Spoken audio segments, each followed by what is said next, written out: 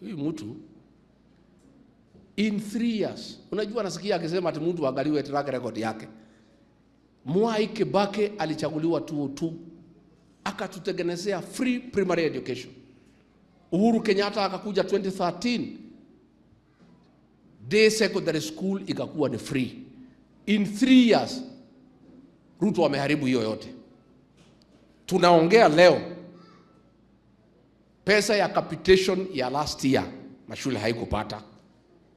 Mashule yote iko na madeni.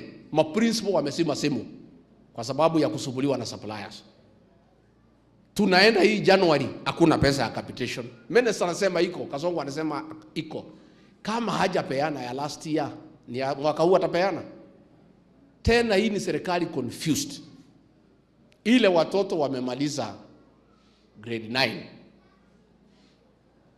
Vijana amepita,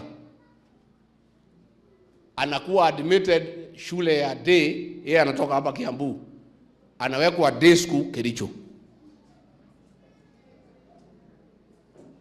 Mtoto mwingine msichana amealikwa shule ya vijana. This is a totally confused government because the fish rolls from the head.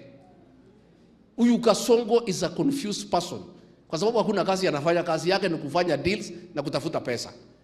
Sasa hapa kwetu shule zetu Alliance, Mangu, wapi, watoto wetu hapa wamepelekwa shule iko chini na marks yao iko juu.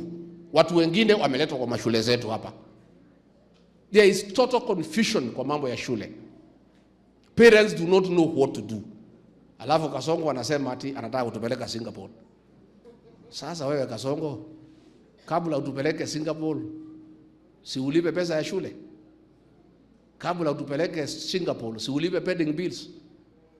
Sasa hii Singapore, ulisema watoto wapigwe risasi kwa mguu, hii ni Singapore gani?